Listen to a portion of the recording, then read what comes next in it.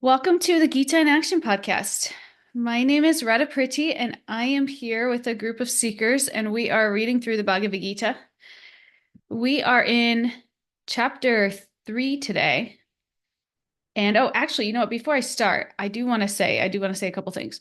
One thing, we are having a women's retreat. Rukmini Devi and I are doing and Brittany also, actually, Brittany listens. Brittany's going to come teach yoga. And also Kylie is going to come play kirtan. So there's several of us working together to put this on in New Vrindavan in April, April 6th through the 8th. And it's a women's retreat. Sorry, man, you can't come to this one, but there'll be one later in the fall that we'll do with everybody. And it's going to be a lot of fun. It's really just about connection with like-minded women and kind of building that community. It's funny when you go to these women's retreats, afterwards, you always feel like, wow, I really needed that. Why don't we do that more? Why don't just women get together and talk about women things? And it's wonderful, the sisterhood that comes out of that. So if you're interested, I don't know how to, it's let's see, message me. Also, it's on our Instagram. So you can visit our Instagram, or you can email me at seekersquest108. You can message me on WhatsApp. I think the link it's New Vrindavan website. It's posted on the New Vrindavan website too. So if you just type in New Vrindavan, West Virginia, and go to the events page, you'll see it. So it's also there. Okay, that's my spiel. Now let's get into today. So today we are chapter 3, text 33, and we're still kind of talking about the modes and nature, people's natures.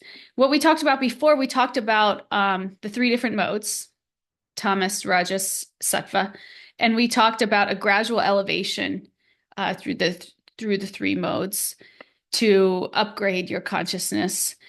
And we also talked in the last class about the importance of having faith. And in this section that we're going to talk about today, we're still talking kind of broadly about how everyone acts according to their modes and how everyone acts according to their nature. And we'll get a little bit more into specifics on that. So chapter 3, text 33, and we'll go ahead and start. So text 33 says, even a man of knowledge acts according to his own nature, for everyone follows the nature he has acquired from the 3 modes. What can repression accomplish? Okay, so again, this section, we're broadly talking about our natures. And Krishna talked about the nature earlier when he talked about how everyone acts according to the modes in the previous few verses, 27 through 29. And he talked about how we're bound by the modes. We're bound by the material modes. And the idea is that we're in this material body, which is this like body, mind, machine, and that it functions in different ways. Different people's bodies function in different ways. And this can be understood by the modes or the nature that we have. Nature meaning what is natural for us. So meaning like what feels good, what's comfortable for us, and what we're maybe good at, what we're competent at. And the idea is that we're all born with particular nature. And when we have a particular nature, trying to go against it isn't helpful. Right? So one can't repress their nature. It won't change what one is attracted towards.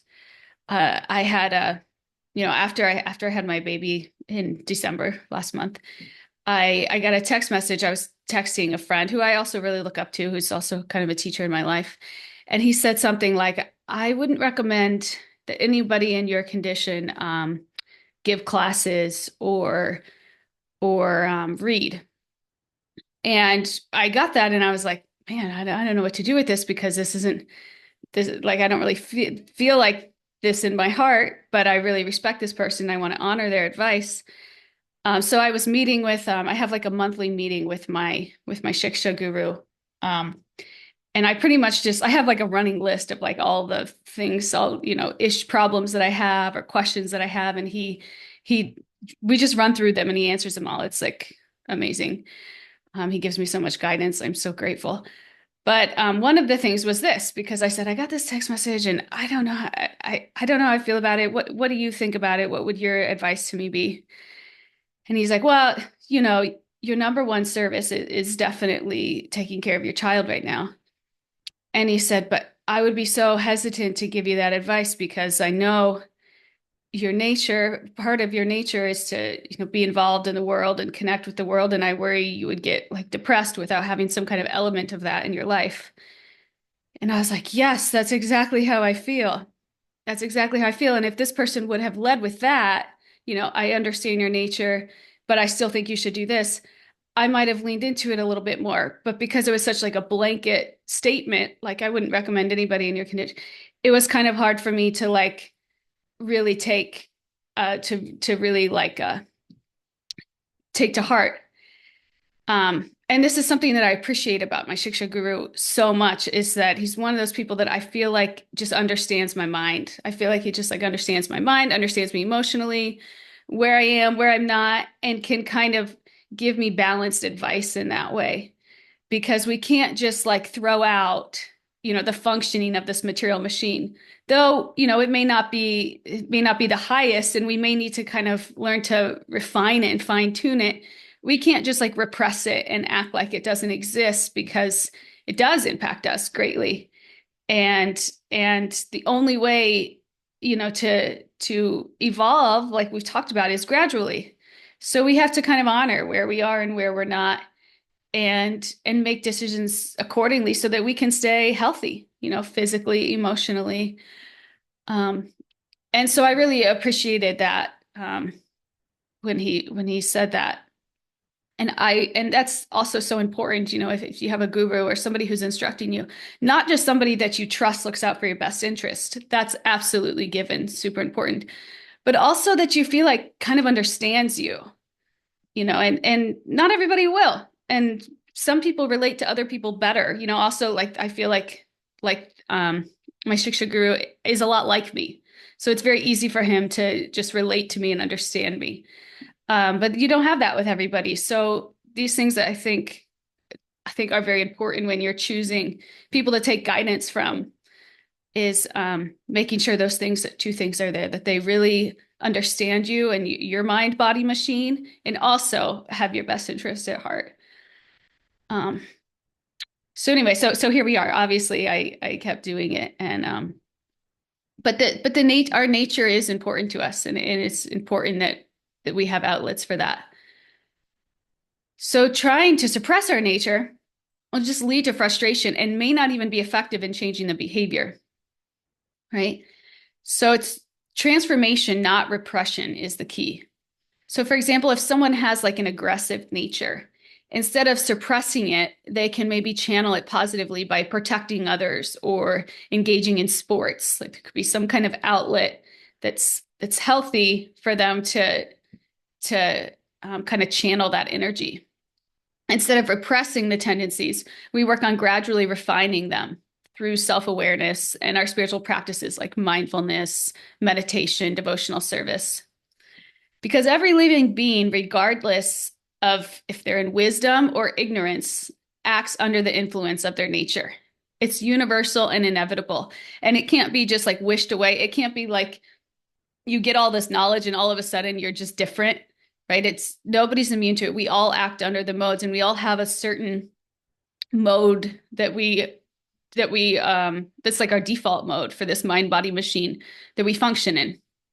And we already talked too about it's not even like one mode needs to be better than the other, right?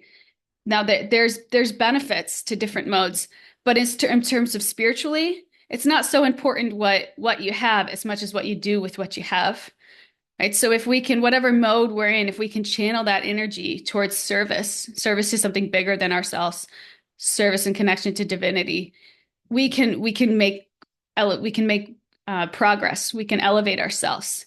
And we don't even have to go through all the steps, to be completely liberated. If we can purify our heart completely without even, going through the whole progression. If we just work in a detached mood and offer our service to divinity, we can transcend this material body, this material system that we're bound by.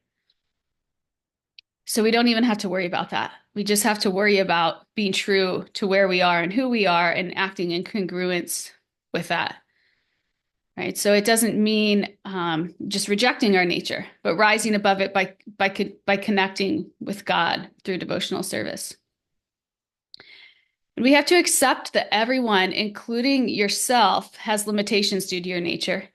And we have to cultivate patience with others and work on self-improvement without judgment, right?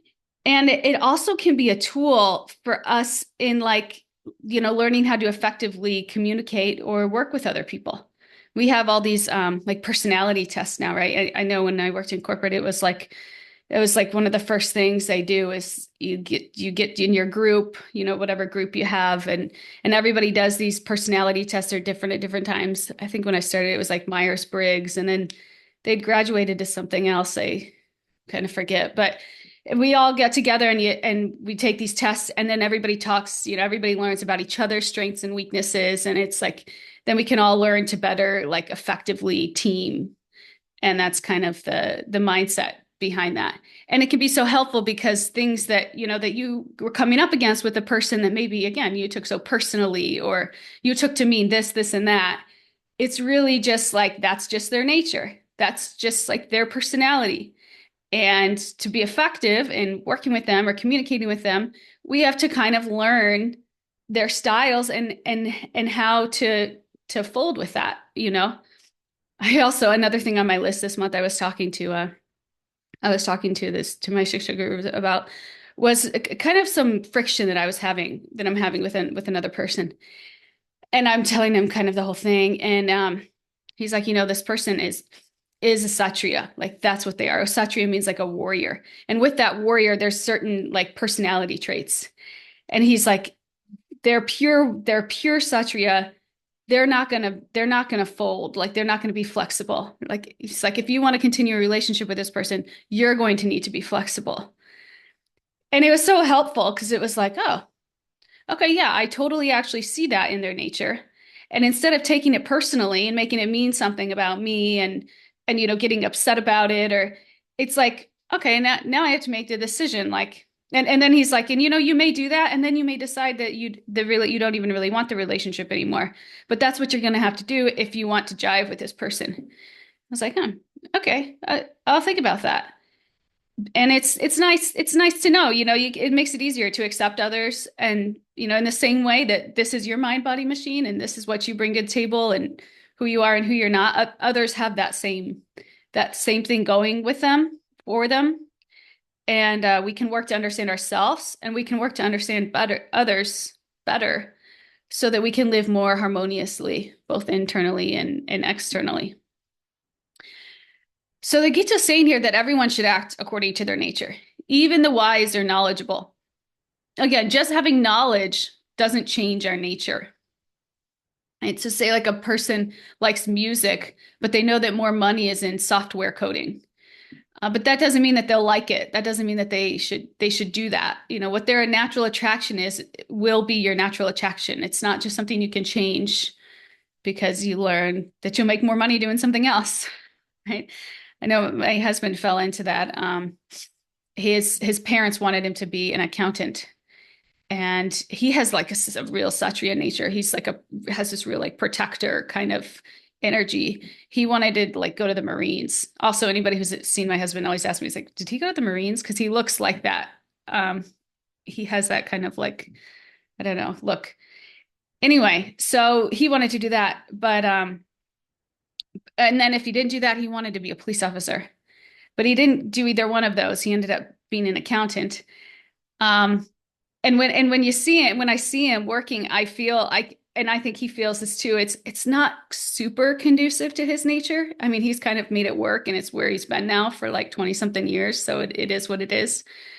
But it's not really totally in line with his nature. And in that, he struggles with things like motivation, or certain things that are just easier internally if what you're doing externally is congruent with what makes you feel alive. So what we want to do, we want to recognize our natural tendencies and talents and use them constructively in our life to align with a higher purpose, such as divinity or just serving society, right? Something bigger than ourselves. Krishna implies that whatever your nature, it can be spiritualized by connecting it with service. And again, that's the beauty of this path.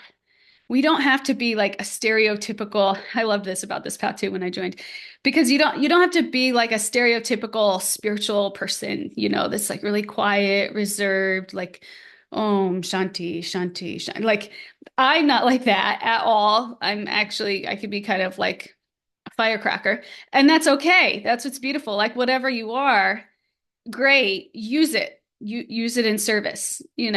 If you're a firecracker, use it to get other people fired up, about service, about, self personal growth and development, so whatever your nature is, it's okay.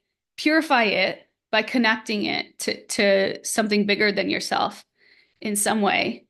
And in that way, you'll make progress, you'll be elevated.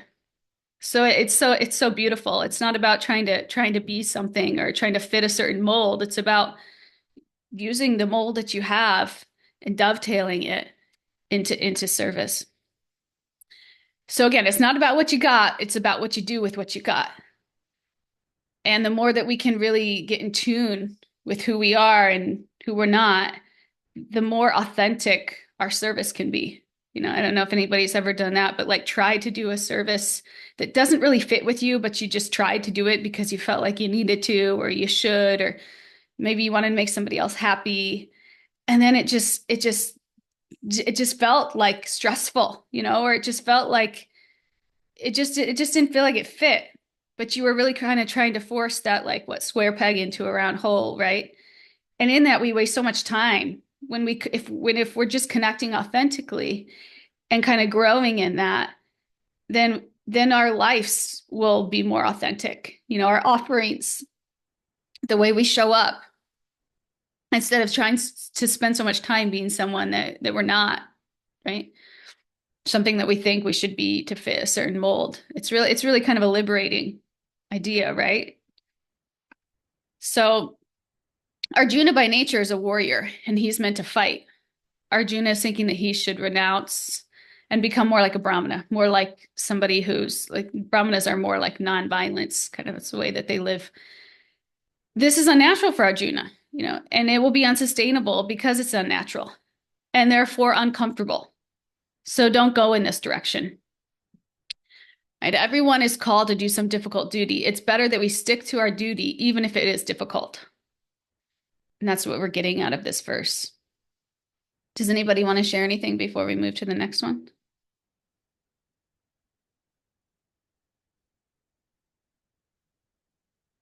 Okay. We'll go to the next one, 334. There are principles to regulate attachment and aversion pertaining to the senses and their objects. One should not come under the control of such attachment and aversion because they are stumbling blocks on the path of self-realization. So if we consider that we are going on our path according to our nature, we're doing things that we feel the most natural doing. Krishna is saying that on that path, there's going to naturally be things that we like and things that we don't like. Right? And this is because our mind carries various impressions that make us adverse to some things and attached to others. I'll give you an example of this. My childhood growing up was very like body conscious. I don't know if this is like a cultural thing or a society thing, but this impression was very heavy in my mind that like my value was related to both my achievement and my body. That was like how I measured my value. And my nature is that I'm just a very intense person. So whatever I'm doing very intensely. So the theory is here that impelled by these impressions, these impressions in our mind, various modes arise within us without us maybe even knowing or even wanting. So because I had this strong impression of like, I needed to achieve to be of value, I needed, my body to be perfect to be of value, I would spend so much time at the gym working out. I'd spend so much time with like almost like an addiction, right? And then what happens is, due to these modes that we're in, like I'm in this super rajastic, intense mode, due to these modes, we fail to stick to promises that we've made ourselves. Like I actually started having some health issues because I was too intense and I needed to like scale it back a bit. So I remember I would go to the gym and I'd be like, okay, I'm gonna go really easy today. I'm gonna go really moderate. And that would work for like a couple days. And then by the end of the week, I'd be back to like, nearly killing myself at the gym, like struggling walking the next couple days. And I'd have these issues again. So it was like such an addiction. And I was so like bound by these material modes that I couldn't get out of it. No matter how many times I'd promise myself, like, okay, I'm going to go and I'm going to take it easy. I'm going to be good. I'm going to be nice to my body.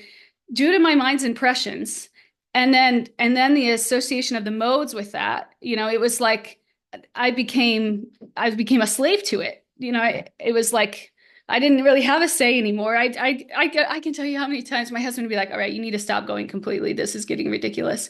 Because it's the same thing over and over, the same story over and over. I'd say, okay, no, this time I got it. This time I know I can go easy. And it never worked. Right.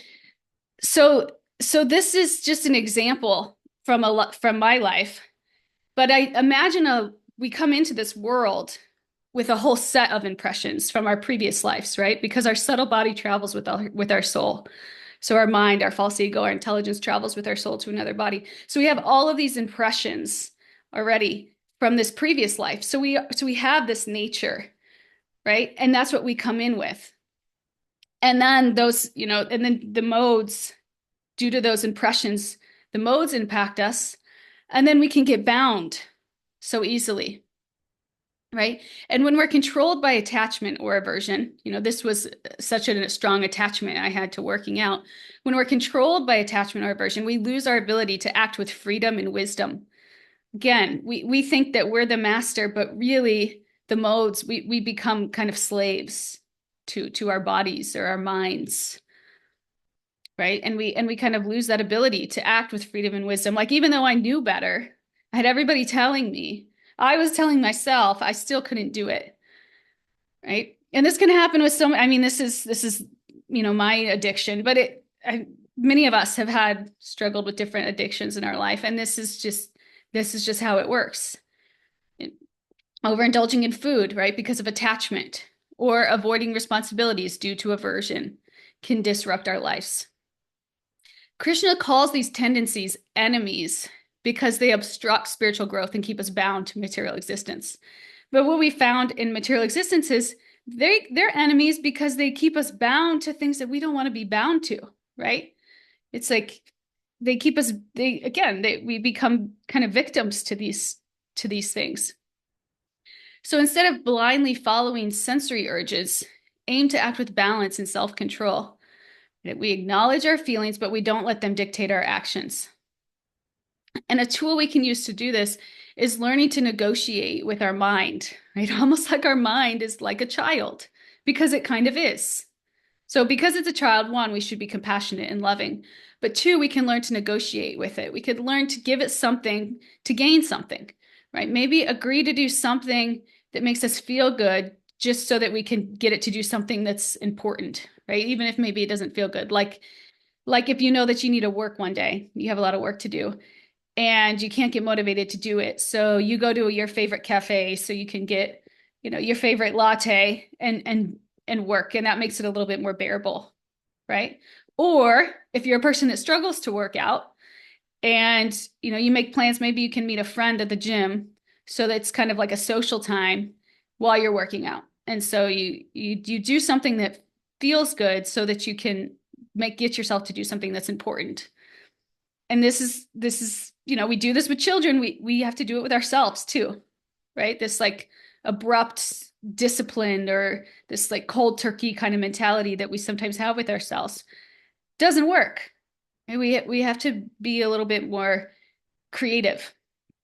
So to do this effectively, we need to know what we can give and what we can get. So we have to understand our natures. We have to really understand our natures. And when I talked about our inner impressions that come with us in this life and continue to build, but also started from many lives ago in our building, our inner impressions can be classified into two categories. One is our basic psychophysical nature.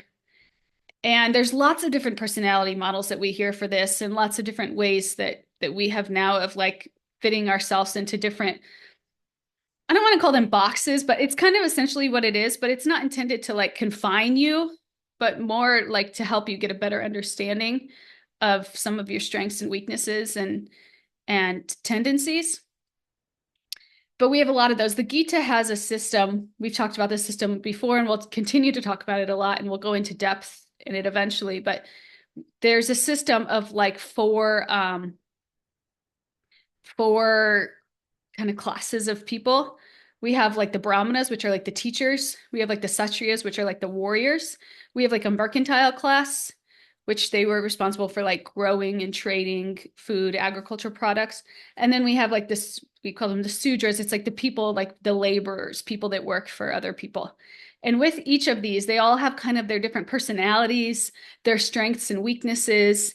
And the way that society was set up is there was also like different checks and balances set up so that not one would get like too much power or be exploited, or like, for example, like the Brahmanas, like didn't accept money. Like they were teachers and they would advise like the Kshatriyas, like the rulers of society, but they were just dependent on God for their sustenance. So in that way, they couldn't be bought off, and so they kept them very like straight, you know. And each class, it's really interesting when you learn about all of the like different strengths and weaknesses and personalities and then ways that they built society to have checks and balances on them all so that it could function harmoniously together. It's actually really kind of genius. But anyway, so that's the Gita system. But that's one, our basic psychophysical nature. And then the other is various human weaknesses that we all have to some degree of these 5 weaknesses: lust, anger, pride, envy, greed, illusion. 1, 2, 3, 4, 5. Oh, is that 6? Anyway, those are the human weaknesses: lust, anger, pride, envy, greed, illusion. And we all struggle with these to different degrees, but we all have them. And the Gita suggests to accommodate our nature rather than repressing it. So our psychophysical nature, learn to accommodate it, right? And then regulate our human weaknesses without giving in to them. That's the Gita's recommendation. So we have to deal with both of those things. Both of those things are kind of ingrained in us. We have some kind of makeup of those things. And that's how we have to kind of learn to, that's how we deal with them. So that again, we can act in harmony inside and out. So a responsible warrior will do their duty, even if it's not what feels pleasant in the moment. And for us, there's some things we learn in this. Does anybody want to share anything about this before I go on to a couple other points?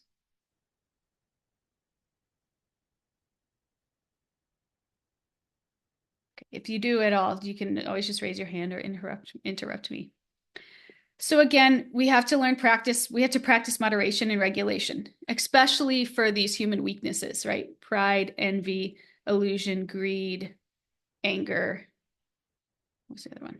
Okay, these weaknesses, we have to practice moderation and regulation. So Krishna advises us not to suppress the senses entirely, but to regulate them through awareness and discipline. So this ensures that our mind remains focused on higher goals rather than being dragged down by temporary impulses. So if you're someone who like craves sweets, enjoy them in moderation without letting the craving control you. Similarly, don't avoid difficult tasks just because they feel unpleasant. Right? Practice moderation and conscious living. Regulate your habits and routine to prevent your senses from overpowering your higher purpose. We talked about this a lot in chapter 2. This practice of moderation and regulation and why we do it and why it's important. And it's coming up again, the same theme. We also need to cultivate detachment, right? And detachment does not mean apathy or indifference. It means acting without being overly influenced by our desires or our dislikes. Right? So for example, when we eat, enjoy the food, but don't obsess over it one way or the other. You know, if you have attachment issues or aversion issues, you know, try to stay a little bit more balanced. Don't let it define your happiness one way or the other. Similarly, do what needs to be done, even if it's uncomfortable, knowing it serves a higher purpose.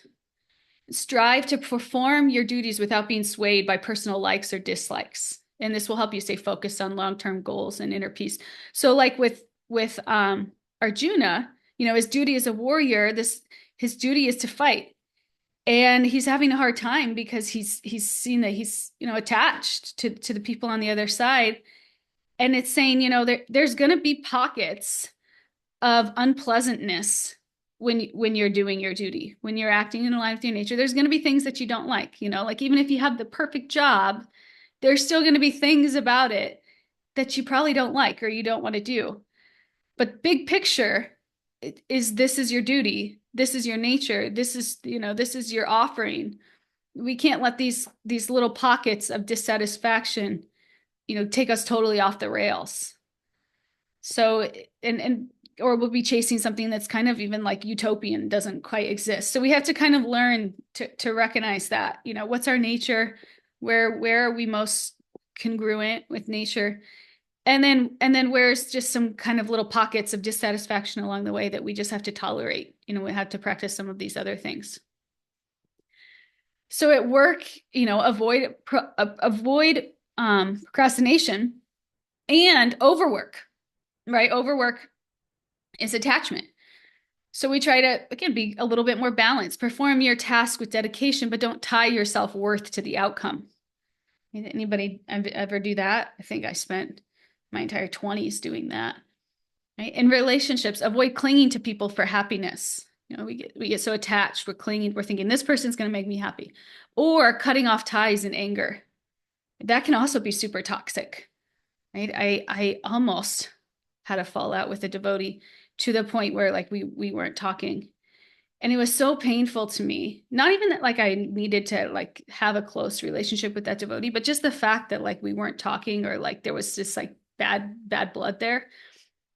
It was like I like vowed at that time, like I'm never letting this happen again. And that was also kind of like the story I told earlier about asking my Shiksha guru about, I was starting to kind of feel some friction in this relationship. And I'm saying, look, I can't let this happen again. Like what she's like, okay, well then don't let it happen again. And yeah, so we avoid cutting off ties in anger. That's aversion, right? Aim for balanced, meaningful connections. And we've talked a lot about kind of how to be a little bit more in the middle, maybe kind of using boundaries to help us situate people in a proximity to us that is that we can stay harmonious and positive and healthy in our relationships.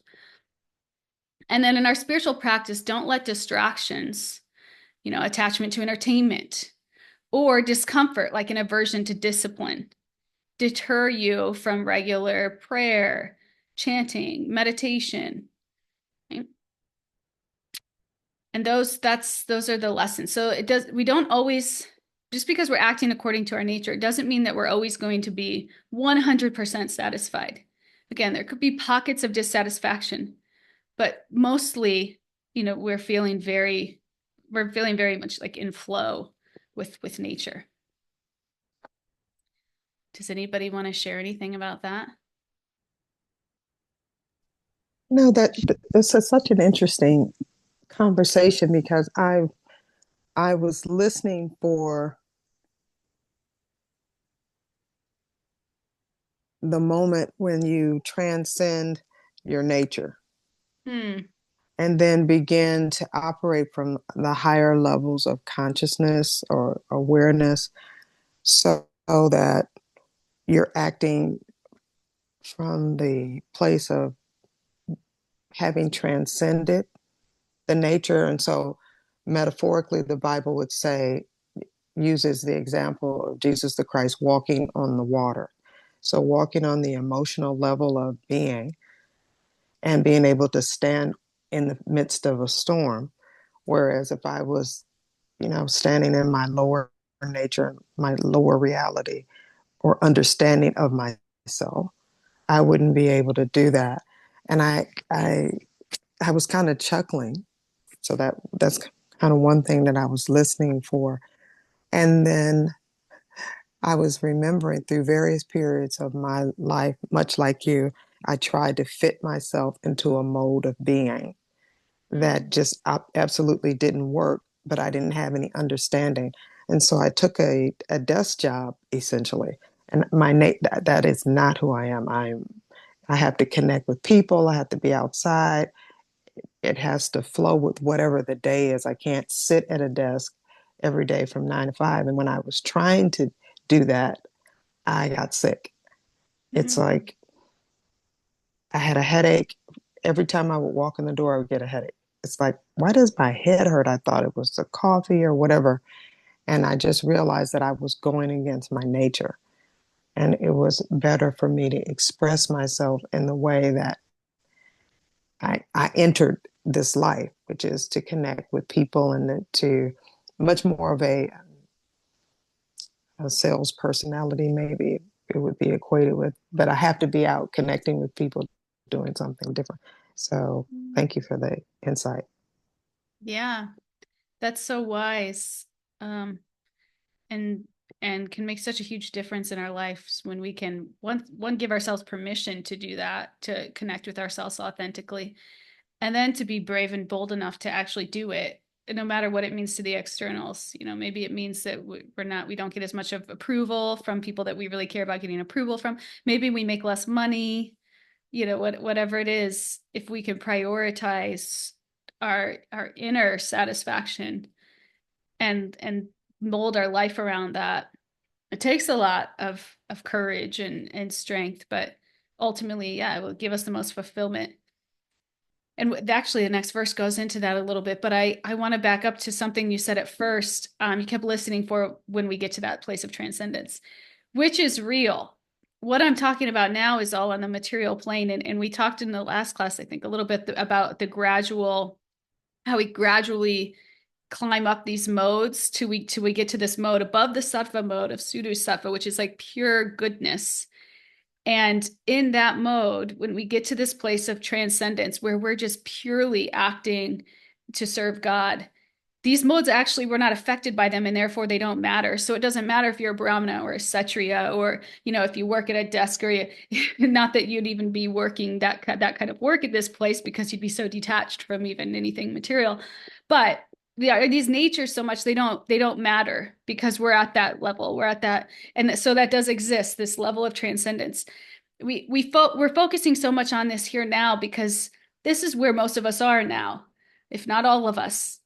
We're in this material existence, and we're trying to make progress, and it's good to know that that exists and kind of how that. But at the same time, if any of us tried to be there now, it would essentially just be faking it, because we can't. If I'm if I have more of a Kshatriya nature, I'm not going to be happy doing more Brahminical work. I'm just not. So we have to kind of confront where we are now so that we can actually progress towards that place. But I love that you brought that up because it is so important to know that and to have that kind of North Star and know that that exists, because that really puts everything else into context. Otherwise, it's like, what are we doing here? But to me anyway, not everybody needs that. To be honest, this will help your life, your material life, substantially, even if you're not into any of that. It will help your material life. And that was actually when I first got into the Gita and all of this knowledge, just applying it to my material life and seeing it improve, the way I felt in my relationships. And it gave me faith. That's what gave me so much faith in all of this. So even if you don't care about that, great. These teachings will still benefit you so much. But thanks for mentioning that. Yeah, it's good to remember that. Katie G, please share with us. Hi, good morning. Um, Morning. yeah, thanks to you both because I just thought I'd mention that yesterday I had a job interview and I started talking about Dharma. And it was such a nice, fun opportunity because I think I was asked, like, what do I enjoy most about my current job, which is similar to the one I'm going for at a different place. Um, and it was just kind of a useful, nice moment to say, well, I'm thinking lately in different classes about how important it is to go with our essential nature and learning our preferences, and So it just kind of was fun timing. And I think it was a good, like a fine answer to the question, to explain it that way. And I think it went over well, which is always nice. It's always fun to have an opportunity to share bhakti with someone who doesn't maybe expect it. And then also I just wanted to share that I find different parts of our bhakti practice, I've noticed, like, Krishna arranges so nicely that they end up supporting each other. And sometimes the timing is just so amazing. Like, currently I'm doing another class with Hari Kirtan Das that is all about finding your dharma and essential nature, and thus, the best, like, activities and job and stuff. So well timed. Um, and yeah, it just, all of it goes along so well with where we're at in the Gita. So I just was really appreciating how Krishna arranges these other parts of our practice, serendipitously end up supporting each other or being well timed often, which is just so nice. That's Yeah. the thing. Yeah. Yeah. No, thank you for sharing that. And Thanks. it's funny, sometimes it can be easy for us to see in other people. Like I know, like as a man, I was a manager, and I was always like really looking to get to know people, see what would kind of make them, tick, what would make them excited, and then kind of try to line things up accordingly and motivate them accordingly. Or like, I'm sure people have kids, you kind of see your different kids have different natures, and you try to inspire them differently or kind of engage them differently. But it's so easy. It's so oftentimes we don't do it for ourselves, but it's a real, we think, I think at least, like, oh, I don't need that. I could repress that, or I can just, hold out. Or my mom came to visit me the other day, and I was like, my whole life was revolved around my baby. And she's like, are you going to get your life back here soon? And I'm like, I don't know. You didn't, because my mom was like the most selfless mom. She kind of laughed, but I did kind of, after she left, or I kind of tried to start doing things that more like made me feel like me, and it was like, oh, this is so nice. It's just not sustainable to like completely repress that, even though we think we can or we want to in the name of our obligation or this or that. We just, it's really not a healthy thing. So Mariah, please share with us. Yeah, so mine's more like a question, I guess. You're talking about when do we get to the point of transcending it? Would you say that, like, as we start to work in our nature, and so then we feel like situated and settled in ourselves, and then as we're starting to practice our devotional service alongside that, in one sense, that's like they go hand in hand. It's like, yeah, we get settled in our nature, but because we're also practicing this devotional service, which is transcendental, we get those little like glimpses of transcending, like in the moment. Like, would you agree with that? Like, I don't know. That's how I Oh, kind of see it. wholeheartedly. Yeah. I feel like if I didn't have this practice, I would have never been able to leave my like high profile job where, I was like climbing up the ladder. I was doing pretty well in my job when I decided to leave. And I would have never been able to release attachment to that and the need to like be and do and achieve and acquire, and that. But I felt so much satisfaction just home chanting and studying, like, and that wasn't like a super quick change. There was some levels in there and some lessons in there, but that's the whole process, right? We're getting purified through what we're doing, and in that we are, if we're doing it right and in the right consciousness, we are evolving, and our nature is, we are kind of refining ourselves through this process of transformation. Yeah. Absolutely. Yeah. And I also find, like, even in my own personal life, just, practicing bhakti again, practicing, like, chanting again, or like even offering, it's like offering, foodstuffs and so many other practices. It's like doing those practices are like the only thing that helps me maintain not having that attachment and that aversion. It's like I can't do that on my own. Like I can't like get over my attachments and my aversions on my own. The only way I've been able to successfully get over them is by doing a devotional service, like chanting or offering or reading. I mean, even then, you had to like stop your mind, and you do kind of do it on your own. You tell yourself, no, don't do that, go do this instead. But or like even like in my daughter, I've noticed like maybe it's her age, or maybe it's just like, me, constantly being like, no, you have to try a veggie with dinner or whatever. But one day I remember sitting down with her and I was like, well, this is all everything we have to eat, whether it's really tasty, sweet stuff that we love, or whether it's, our veggies that we don't necessarily love. Like, it all comes from Krishna, and we have to be thankful. Like, we have to be thankful, and we have to try it, and we have to remember that it nourishes our body. So I'm like constantly trying to teach her that. And then eventually she's all of a sudden like, she'll try things and she's not as picky. And I'm like, is this just like Krishna's blessing, or is this her age? But I'm just seeing like, when you make it about Krishna, it like automatically, it's like automatic, these things go away, like these attachments and these aversions, like, and you don't have to try so hard. It's like amazing. But that's just what I noticed practicing This again. this is like hashtag mom goals, I feel Yeah. like. It took a long time. It took a long time. That's amazing. And yeah, that's the entire process. It's both. It's both knowing where we are and where we're not and honoring that.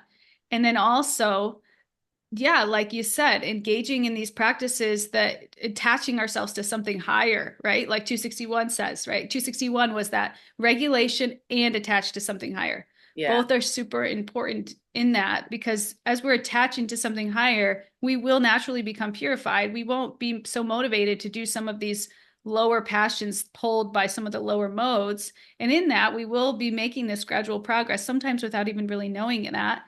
And it doesn't mean, there'll be different times in our lives that we reassess, okay, what's my nature now? Right. What's congruent to my, there was a time where I never thought I would be being a stay-at-home mom, like never. I was like, I want a husband that's okay with being a stay-at-home dad, because I can't imagine not working. And now I can't imagine the opposite. So it's like, we have to, it's always this constant reassess where we Transformation. are. Yeah. Yeah. Transformation. Yeah. Yeah.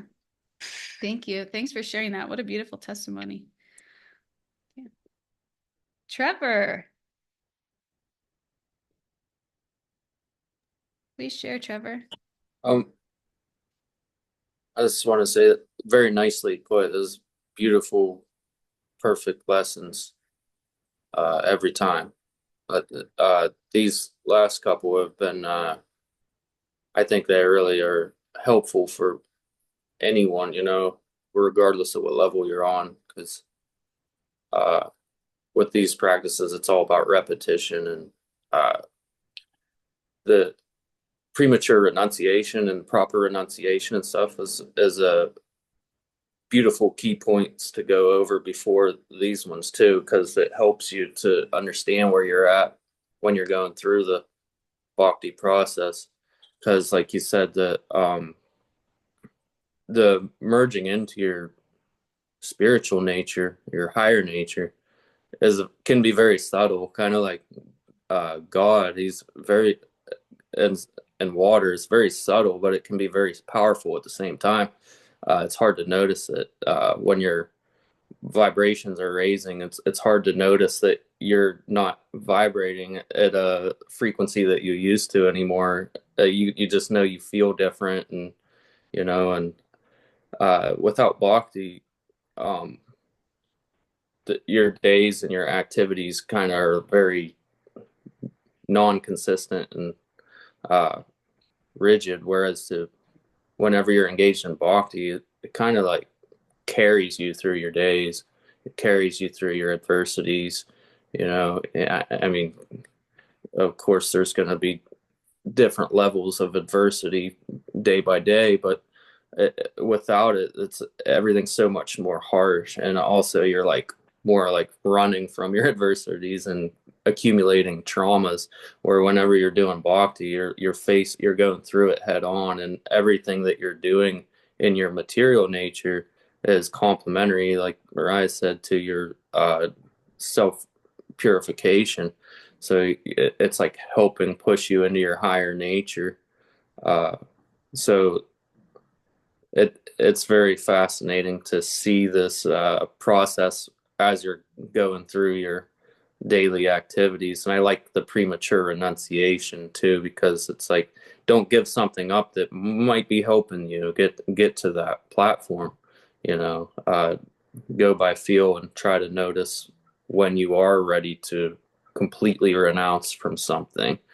uh, and it's a beautiful thing to watch yourself like go through this butterfly like transformation. Yeah. No, these bhakti practices are like a tether to what is real, what is enduring, and they help when all the storms of material existence come over us, right? They help us keep it into perspective. They help us to act from the higher mode, and they purify us gradually, bringing us closer to relationship with source. Yeah, and renunciation just kind of happens. It's like a byproduct to your elevating to that Yeah, platform. detachment. Yeah, that level of detachment is a byproduct of the bhakti practice. Exactly. Yeah. Thank you. Thank you. So we'll do one more here. 35. 35 says, "It is far better to discharge one's prescribed duties, even though faultily, than another's duties perfectly. Destruction in the course of performing one's own duty is better than engaging in another's duties, for to follow another path is dangerous." So here, Krishna's saying, embrace your unique roles and responsibilities in life. Don't compare yourself to others or try to adopt their paths. Right? Like Instagram is like the worst for this. As soon as you start talking about something, I've been talking about getting back into a workout routine, one that is moderate and healthy. but I've been talking about that, and now my whole Instagram is like postpartum workouts. And you see all these people that are like, like insane. And it's easy to think like, oh yeah, I could do that. I could be that. And it's like, and this age of distraction and all of this is at our fingertips. You can see anything, be anything right at your fingertips. It's so easy to lose sight of yourself, right? Especially in our society, our culture, where we're so encouraged by the externals. It's like, oh, make the decision that's going to make you the most amount of money, give you the hottest body, give you the most successful, wonderful partner, like whatever it is. It's like that's how we are kind of trained to make our decisions. Not always is it primarily of a primary importance to really look inside and look at what resonates with you most. And in fact, sometimes you do that and it's a decision that means less money or less accolades or less whatever. And people look at you like you're crazy. Like, what is that person doing? Like, who are they? It's like people almost like mistrust you because you're not going along with the grain of what society or culture tells you is best, but it's purely based on the external so oftentimes. So we have to be really careful not to let ourselves get pulled into that, of like that game, that Instagram game of getting pulled away from ourselves. So another thing, don't take on duties to impress or intimidate people. And how many of us have done this? This drains your energy because, again, you're not situated in yourself. And when you're not situated in yourself, it's draining, it's tiresome. And again, social expectations are sometimes focused more on the external, like making money and what's easiest. But we have to constantly bring it back to the internal. We do that again by spending time with self, by investing, by spending time, becoming knowledgeable about these books, about these studies, by focusing on a relationship with God, right? That really in itself, I don't know about you guys, but gives you permission to just be yourself, right? Because that's a relationship where you are purely unconditionally loved. And that doesn't really exist in this material existence. I mean, to some degree it does, right? We talked about that. But at the same time, nothing is unconditional, like God's love is unconditional. Not even between a mother and child, even though that's like the topmost, they say, in this material existence. the top most we can get to like unconditional love. It's still not as pure as God's love. I forgot where I was going with that. Progress is more important than perfection, right? Performing your own duties imperfectly is better than excelling at duties that don't align with your nature. Because authenticity and sincerity matter more than external success. We have to learn to prioritize authenticity and sincerity over external success, which can be difficult in a culture that prioritizes external success above everything. But we have to, you know, kind of rewire ourselves in that, and maybe find association that also has the same values that makes it a little bit easier. And again, continue with your spiritual practices that kind of encourage you. They should be encouraging you to be more in touch with who you are and who you're not, and show up more authentically. So even if you make mistakes while trying to live according to your nature, it leads to growth and self-realization. Because whenever we do work and there's some external satisfaction, okay, whenever we do anything, there's some amount of external satisfaction and some amount of internal satisfaction, right? So if somebody does music and they just feel joy from doing music, but they probably also get some joy if somebody appreciates their music, right? There's like some level of validation there. So they get some internal and some external. Usually what we're doing, there's kind of a combination of both, right? But if somebody is working and the internal satisfaction that they're feeling is 0%, and the external is their pure motivation, then what can happen is the moral boundaries can get kind of crossed, right? It's like somebody who's just doing it for external reasons, like maybe fame. They could say, I want fame and I want fame at any cost, right? Or if a doctor is another example. Say a doctor needs wealth. So he sees a patient as a tool for making money, but he doesn't get any joy out of healing them. Then he can like artificially extend their treatments or exploit clients in the name of acquiring wealth. So this is like, this might not happen in our society because people are so afraid of lawsuits, and that impacts their pockets. But if we hadn't created systems to protect ourselves from how greedy people are, this is how these things can work.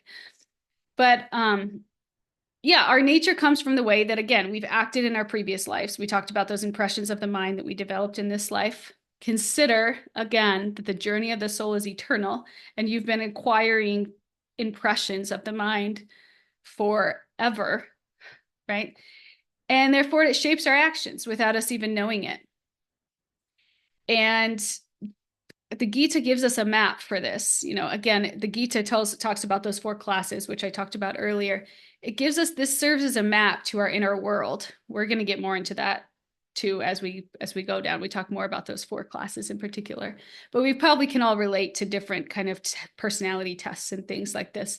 It can serve as map to our inner worlds. This map doesn't need to define us, but it can help us to understand ourselves and others. It helps us in our inner journey to self-understanding. And it helps us understand, again, others. And even like in India, this is so interesting. When people get married, they do their astrology of both people, because their astrology will tell them kind of their makeup like this, their natures. And they'll try to place people together that have similar natures. So it's such an interesting, and we kind of try to do this too by just like organically dating and, finding people that kind of jive with us. But this is so important, and it just to know ourselves and to know others and to be able to kind of act harmoniously. So back to the Gita, Krishna is telling Arjuna that he's a warrior. And for such a person, defeat can feel like death, destruction. But you can't change it, right? When we do unnatural work, it leads to fixation on external pleasure, right? If we're getting 0% internally, then we're solely relying on this external pleasure. And when there's this fixation on this external pleasure, this leads to violation of boundaries. And this is dangerous because you can end up harming yourself or others. So Krishna's telling Arjuna that right now his duty seems difficult, but leaving and being a Brahmana is not who he is, and he won't be able to live peacefully. Arjuna has a warrior's nature. So even if doing his duty leads to destruction, he'll at least be living and doing it honorably.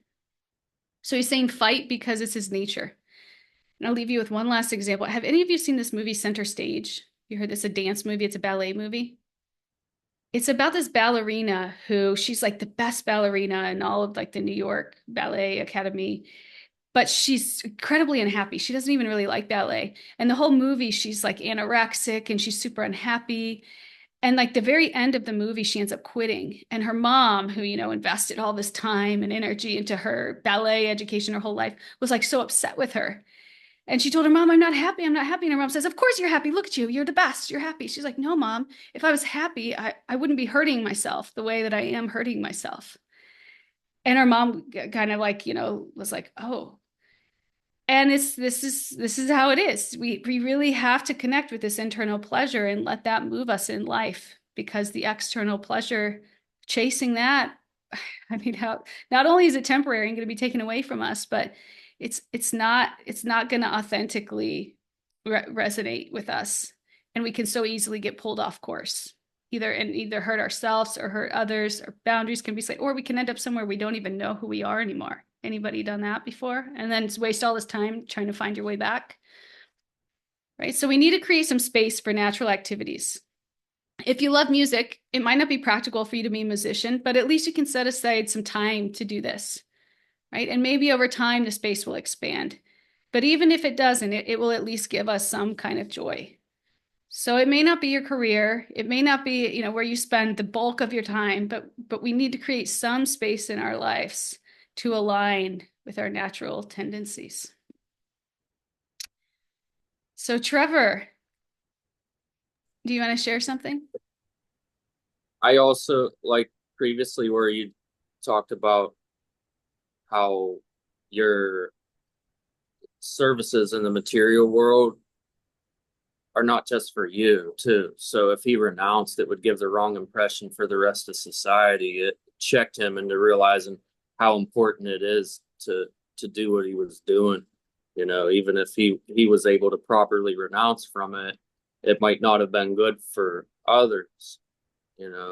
Where Yeah. it can differ per individual. Sometimes you're going to need to renounce if it's driving you further away from God and whatnot, but that wasn't the case for Arjuna. Right. So that's where it can become tricky accordingly to the individual, because it's hard to notice what's good and what's not sometimes. Yeah, 100%. And Yeah. I want to also mention, like, the advice that you're getting, it can be accordingly to that person's modes and what they're functioning at and what they're going through inside. They might think they're giving you very good advice, but it differs, because if I'm going to get advice from a materialistic doctor, so to say, they're going to tell me something that's going to create fear in my heart, whereas I could get an easy solution from someone who's broken out of the fear grid matrix. But like for your specific example, someone telling you that reading and associating with others and interacting so much might be a good idea, that's because they have mundane activities on their mind. Whereas to, like, when you're reading something mundane or engaging with mundane people, it can stress you out and create difficulties. But this kind of reading and association is not mundane. So therefore you're getting so much energy and sustenance to be able to take care of your child from this activity. So it's a higher nature activity. It's all transcendental. So like Mariah was saying, what she cultivate her spiritual nature, and then things are just happening as a byproduct through her motherly relationship. That's the same thing that's happening with me and my son. It blows my mind, and it's happened so much to the point where it's like, okay, I'm just used to it now. But what I've noticed is, just because you're engaging in bhakti and whatnot, of course balance applies, but when you're doing that, everything happens so fluently. You're just kind of there, and things are happening through you and through your relationships and stuff. It's a very beautiful dance that we do with God, And whenever our main focus is on pleasing God, then all your relationships come into perfect harmony, and that doesn't mean to chant on your beads for 4 hours when your kid's saying, I'm hungry. You know what I mean? That's not the case. You know when to do what. The balance comes naturally, and you figure out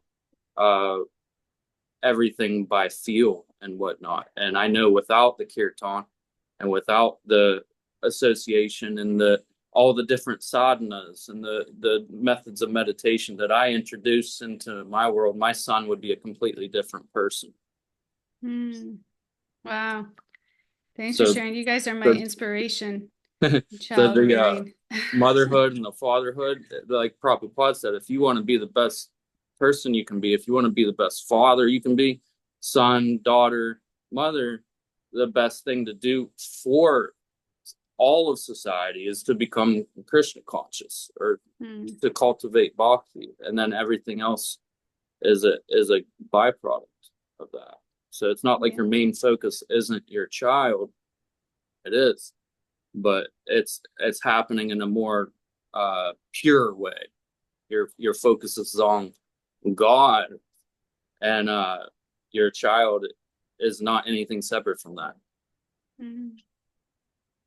Thank you so much for the inspiration.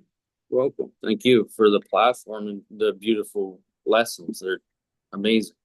Never fails to get my wheels turning. Yes, I feel the same. Super inspired by the wisdom, by you all. Thank you all for being here. And we will meet. Wow, we went long again today. Sorry, guys. Thank you for all you give. I want to echo that. Thank you so much. Thank you, Lisa. Everyone have a great week. Thank you. Haribo. Hare